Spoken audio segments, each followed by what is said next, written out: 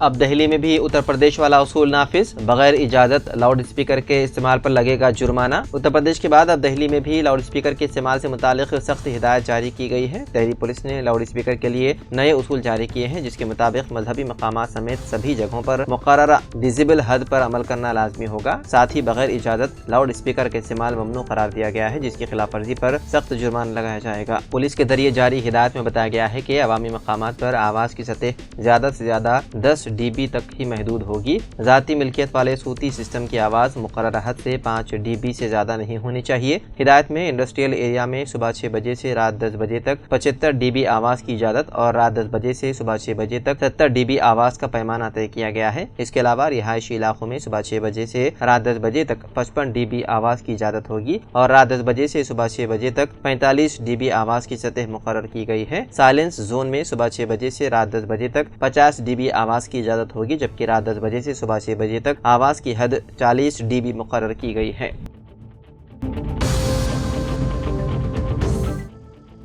نئے وقف قانون پر سپریم کورٹ نے لگائی عارضی روک۔ سپریم کورٹ نے آج ایک اہم فیصلے میں نئے وقف قانون کی اہم شقوں پر عارضی روک لگائی ہے اور حکومت کو ہدایت دی ہے کہ اگلی سماعت تک حکم امتناعی برقرار رکھے۔ یہ روک 7 دن کے لیے لگائی گئی ہے۔ چیف جسٹس سنجیو کھنہ کی قیادت والی 3 رکنی بینچ نے کہا کہ سینٹرل وقف کونسل اور اوقاف بورڈ میں تاحال کوئی تقرری نہ کرے اور وقف بائی یوزر جو جائیداد 1947 کے قانون کے تحت درج کی گئی ہے اسے چھیڑا نہ جائے۔ عدالت عظمیٰ نے اس کیس کی اگلی سماعت مئی کے پہلے ہفتے میں طے کی ہے۔ مرکزی حکومت کو جواب داخل کرنے کے لیے 1 ہفتے کی مہلت دی ہے اور کیس کی اگلی سماعت 5 مئی کو ہوگی۔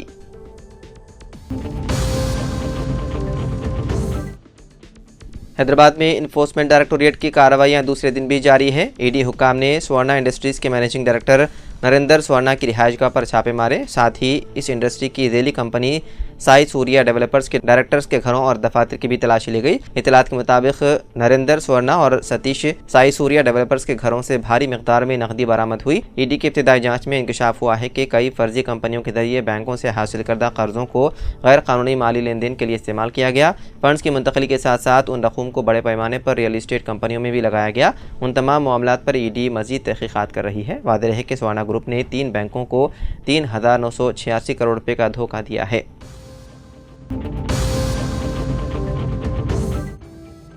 تلنگانہ کے فوڈ سیفٹی ڈپارٹمنٹ کی ایک ٹاسک فورس ٹیم نے حیدرآباد میں مختلف جوس سینٹرز پر چھاپے مارے۔ چھاپے کے دوران متعدد خلاف ورزیاں پائی گئی۔ وینگلراؤ میں واقع A1 فروٹ اینڈ جوس کی دکان پر ٹیم نے چھاپا مارا، جہاں پر درست لائسنس کے بغیر کاروبار کیا جا رہا تھا۔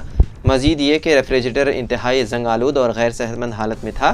لوہے کے چاقو ملے جو زنگ آلود تھے۔ کوڑے دان کھلے پائے گئے۔ اس کے علاوہ امیرپیٹ میں بامبے جوس سینٹر پر بھی چھاپے مارے گئے، جہاں پر سڑے ہوئے پھل اور سبزیاں پائی گئی جو گاہکوں کے استعمال کے لیے فریج میں رکھی گئی تھی۔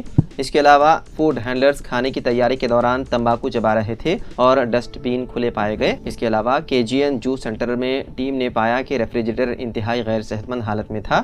جوس تیار کرنے والے علاقے میں کئی مکھیاں بھی پائی گئی۔ حکام نے مذکورہ دکانداروں کے خلاف لاپرواہی کا مقدمہ درج کر لیا۔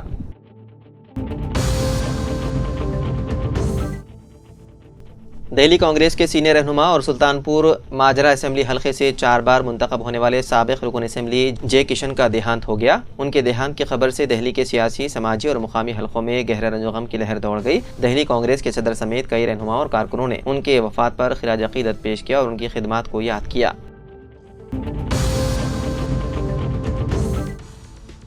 حیدرآباد کے ایکریساٹ تحقیقاتی مرکز میں تیندوے کی موجودگی سے سنسنی پھیل گئی۔ 2-3 دنوں سے تیندوا وہاں کے زرعی کھیتوں میں گھومتا دکھائی دے رہا تھا، جس پر اسٹاف نے فارسٹ ڈپارٹمنٹ کو اطلاع دی۔ چہارشنبے کی صبح جنگلاتی حکام نے علاقے میں CC کیمرے اور ایک پنجرہ نصب کیا جس میں تیندوا پھنس گیا۔ تیندوے کے قابو میں آنے پر سائنسدانوں اور عملے نے راحت کی سانس لی۔ حکام نے اطلاع دی ہے کہ تیندوے کو بہادرپورہ کے زو پارک منتقل کیا جائے گا۔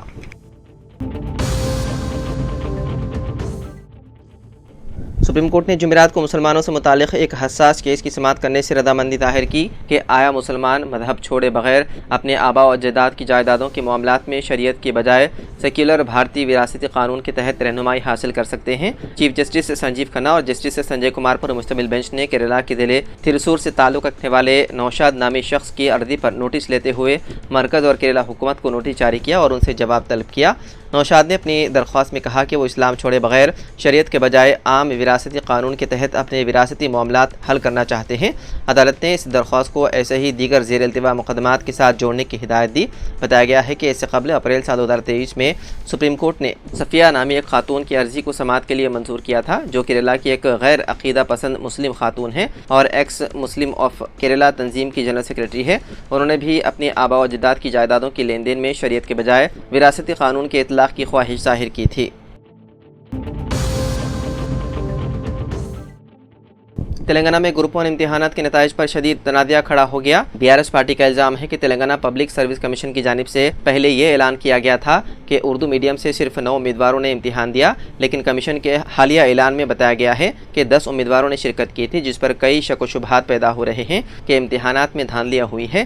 اس معاملے پر BRS کے رکن اسمبلی پی کوشک ریڈی نے سخت رد عمل کا اظہار کرتے ہوئے کہا کہ گروپ 1 امتحانات کے نتائج میں شدید بے ضابطگیاں پائی گئی ہیں، جو کہ تلنگانہ کی تاریخ کا سب سے بڑا اسکیم بن چکا ہے۔ انہوں نے مطالبہ کیا کہ اس معاملے کی CBI تحقیقات ہونی چاہیے تاکہ حقیقت عوام کے سامنے آ سکے۔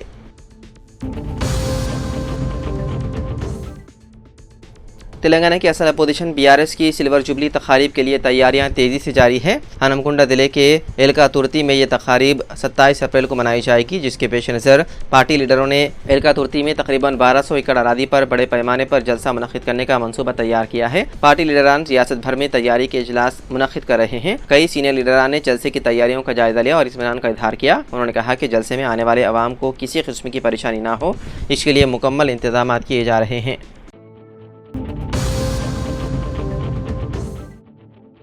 تلنگانہ کی پولیس نے کارکردگی کے معاملے میں ملک میں سر فہرست مقام حاصل کیا ہے۔ لوگوں کو انصاف فراہم کرنے کے معاملے میں 1 کروڑ سے زیادہ آبادی والی 18 ریاستوں کے موازنہ میں یہ کامیابی حاصل ہوئی۔ انڈیا جسٹس رپورٹ سال 2025 کے عنوان سے ٹاٹا ٹرسٹ نے یہ رپورٹ جاری کی ہے۔ اس معاملے میں ٹاٹا ٹرسٹ سال 2019 سے ریاستوں کی درجہ بندی کر رہا ہے۔ پولیس، عدالتوں، جیلوں اور لوگوں کو انصاف فراہم کرنے والی قانونی امداد جیسے محکموں کی کارکردگی کا مطالعہ کر رہا ہے۔ تازہ ترین report centre for social justice, common cause, commonwealth human rights institute اور دیگر تنظیموں کے تعاون سے یہ رپورٹ تیار کی گئی ہے۔